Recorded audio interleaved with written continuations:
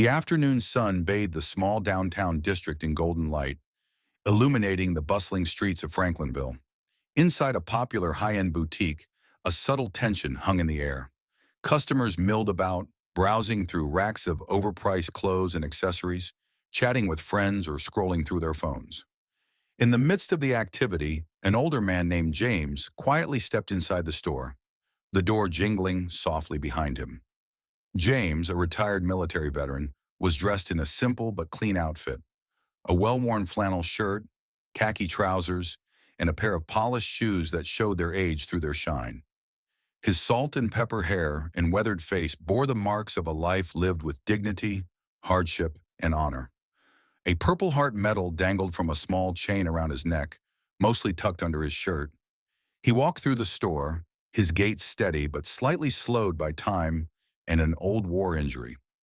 James wasn't here for himself. He wanted to buy something nice for his granddaughter's upcoming birthday. She had recently graduated with honors and had her eye on a stylish purse she'd seen online. As James looked around, he couldn't help but notice the stares from a few customers. Their glances carried subtle disdain, whispers exchanged behind cupped hands. He ignored them, focusing instead on the task at hand. After a few minutes, a sharply dressed manager named Karen approached him. Her high heels clicked loudly against the polished floor, her smile thin and forced. "Excuse me, sir," she said in a tone laced with false politeness. "Can I help you?" "Yes, ma'am," James replied, his voice calm and polite. "I'm looking for a purse my granddaughter mentioned. She saw it online, and I think it's one of the ones you carry here." Karen glanced at James, her eyes scanning his appearance with thinly veiled judgment. "Do you have a specific style or brand in mind?" James reached into his pocket and pulled out a folded piece of paper where he had written down the name and description of the purse. He handed it to her, smiling kindly. "This one here. She's been saving up, but I thought I'd surprise her and get it for her instead."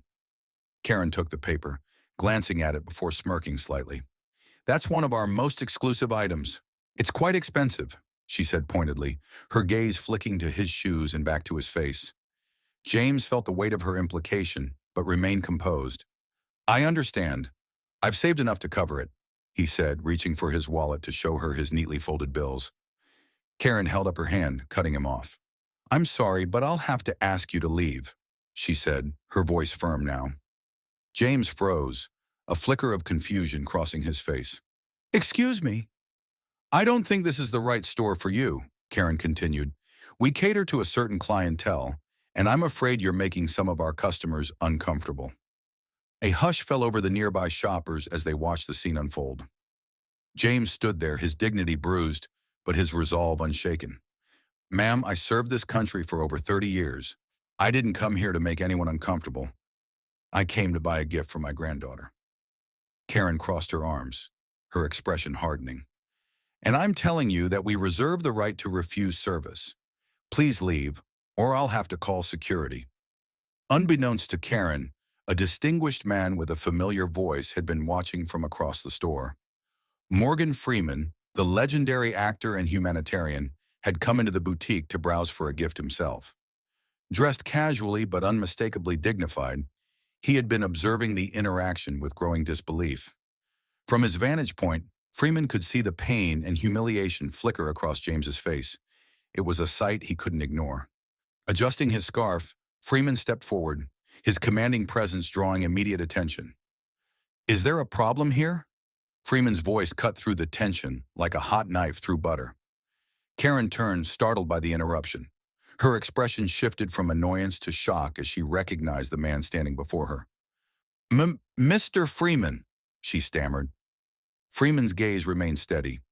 "I couldn't help but notice how you're treating this gentleman," he said, gesturing toward James. "Care to explain?" The air grew heavy with anticipation as Karen scrambled to regain her composure.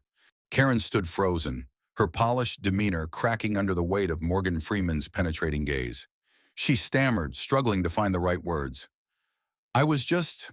I thought..." Freeman raised his hand, silencing her fumbling excuses. His tone was firm yet calm.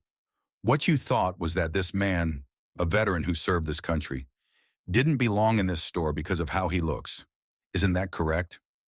Karen's face flushed red. Around them, the onlookers murmured, some pulling out their phones to record the unfolding drama. The once bustling boutique now felt like a stage, and Karen was uncomfortably in the spotlight. James, still standing tall despite the humiliation, cleared his throat. Mr. Freeman, I appreciate your kindness, but I don't want any trouble.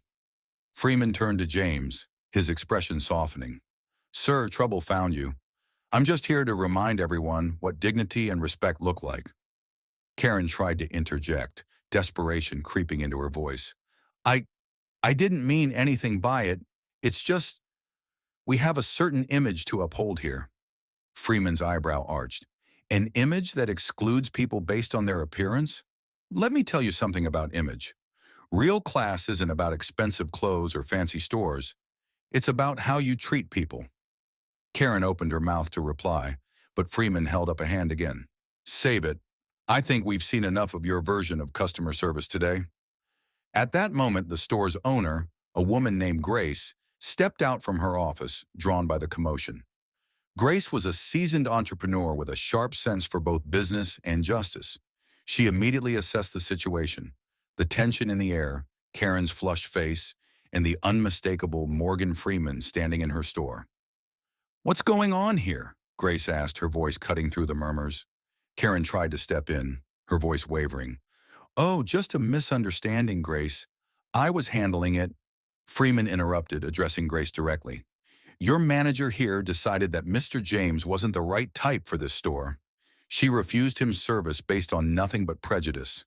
Grace's eyes widened as she turned to James, whose expression remained calm but tired. Is this true? James nodded solemnly. I just came to buy a gift for my granddaughter. That's all. The weight of the moment sank into Grace's chest.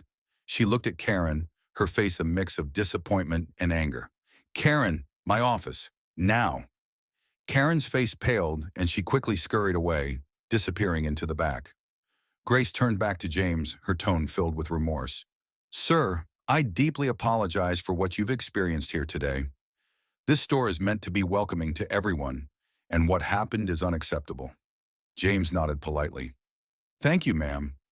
I don't hold grudges, but it's disheartening to be judged this way. Freeman stepped in, his tone now lighter but still commanding.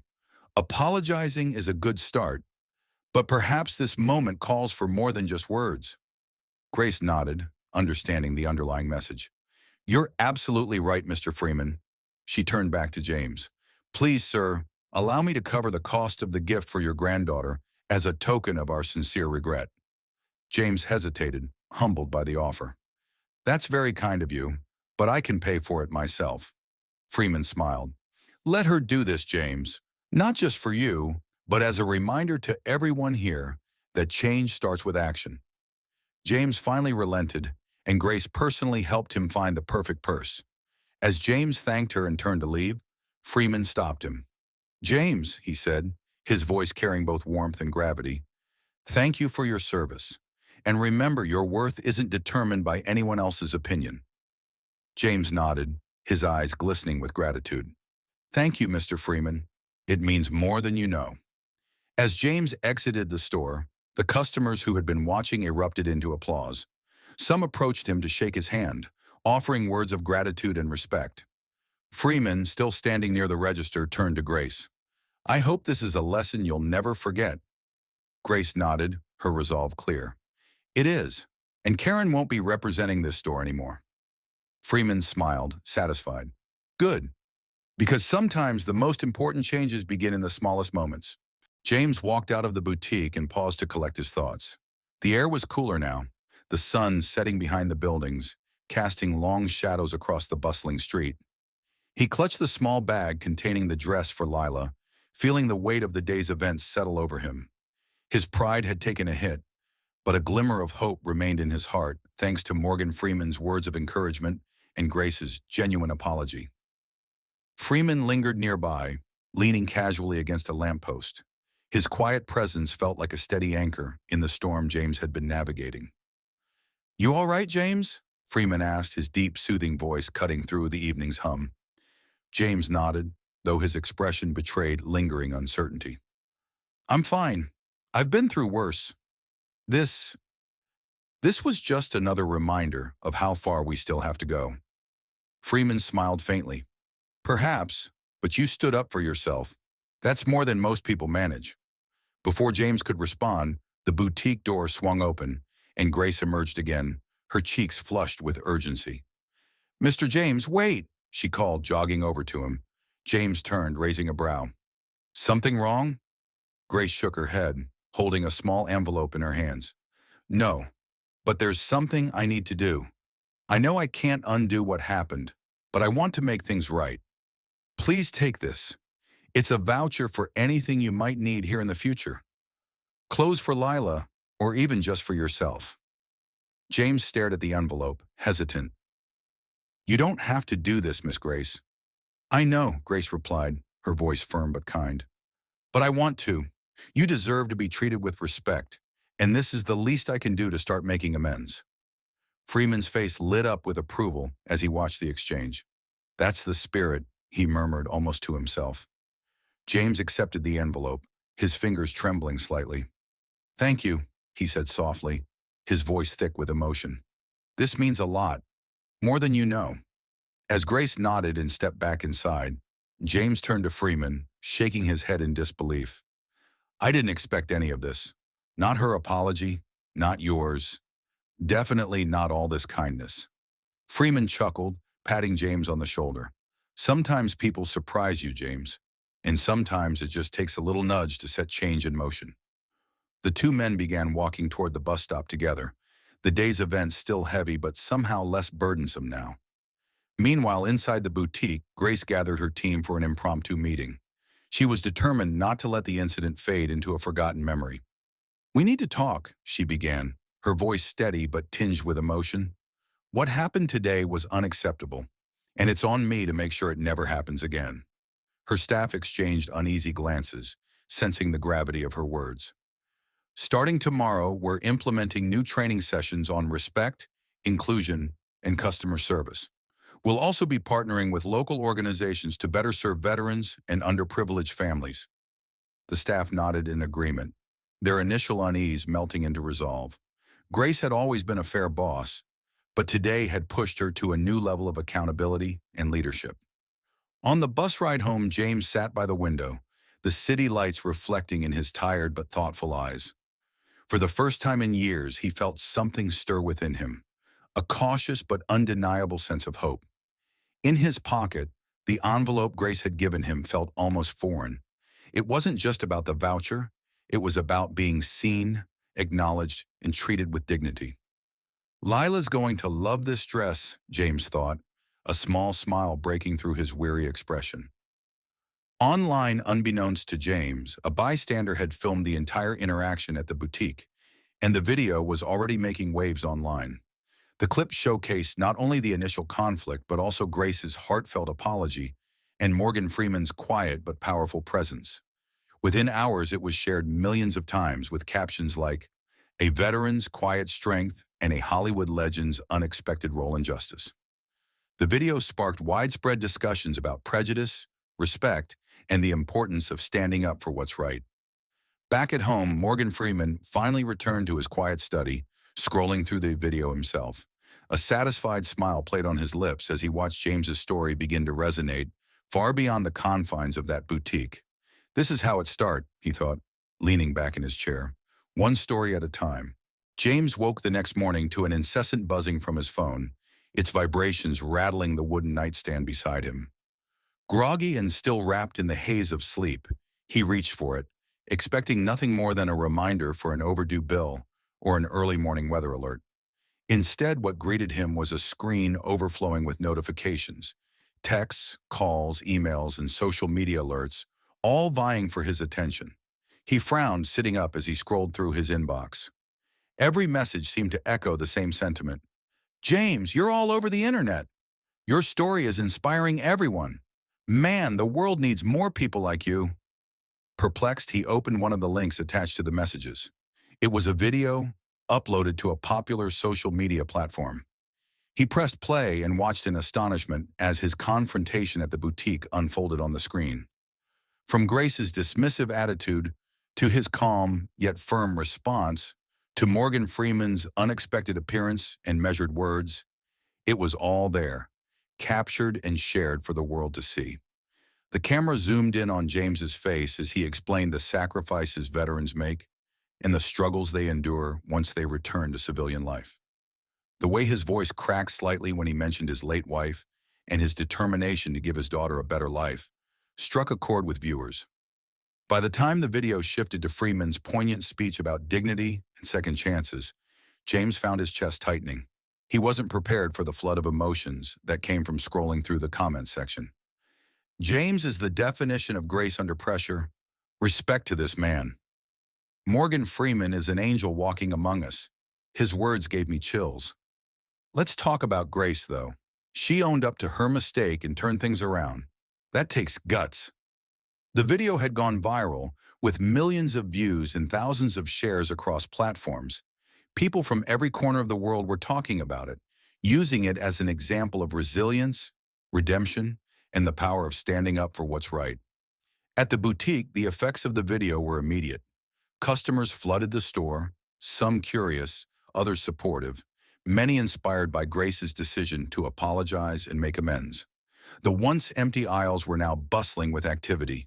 Grace herself was at the register, greeting every customer with a smile and a heartfelt, "Thank you." One woman carrying a shopping bag approached Grace. "I saw the video," she said, her voice warm. "What you did, owning up to your mistake, was admirable. Not many people would have done that." Grace's eyes shimmered with gratitude. "Thank you," she replied softly. "It's been a humbling experience. I just want to make things right." And she did. Grace announced that a portion of the boutique's profits would now go to local veterans organizations. She also introduced discounts for veterans and their families and set up a clothing drive to help those in need. Her staff rallied behind her, proud to be part of a business that stood for something greater than sales. "I want this boutique to be more than just a store," Grace told her employees during a team meeting. "I want it to represent change, compassion, and community." Meanwhile, Morgan Freeman found himself in the spotlight once again. Reporters and fans flooded his social media pages with praise. In a rare interview, Freeman downplayed his role in the incident. "I didn't do much," he said humbly. "I just reminded people of what they already know deep down, that dignity and kindness should never be optional." Freeman's words only added fuel to the fire, amplifying the story's reach and turning it into a global movement. Discussions about the challenges veterans face, the importance of empathy, and the need for societal change dominated online forums and news outlets. For James, the attention was overwhelming. He had never sought recognition or fame. All he wanted was to live quietly, raise his daughter, and honor his late wife's memory. Yet as he read through the countless messages of support and admiration, he realized the impact of his story. One afternoon, as he picked up Lila from school, her teacher approached him with a warm smile. "Mr. James, we saw the video," she said. "Your story has been the talk of the school. Lila has been beaming with pride all week." James looked down at his daughter, who was holding his hand tightly, her face glowing with happiness. "Daddy, you're famous," she said excitedly. "All my friends say you're a hero." James knelt down to her level, his voice soft but firm. "I'm no hero, sweetheart.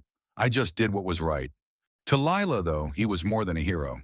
He was her rock, her protector, and now a symbol of strength and integrity to countless others. In the days that followed, James found himself invited to events and forums focused on veteran advocacy. He used the platform to speak openly about the struggles veterans face and the importance of community support. His words, much like his actions, inspired change. The boutique continued to thrive, not just as a business, but as a beacon of hope and redemption. Grace, James, and Morgan Freeman's paths had crossed in a moment of tension and conflict, but what emerged was a story of transformation, kindness, and the undeniable power of standing up for what is right. For James, life would never be the same. Yet as he sat with Lila one evening, watching her play with a toy he had finally been able to afford, he felt an unfamiliar sense of peace. His struggles weren't over, but his journey had found new purpose.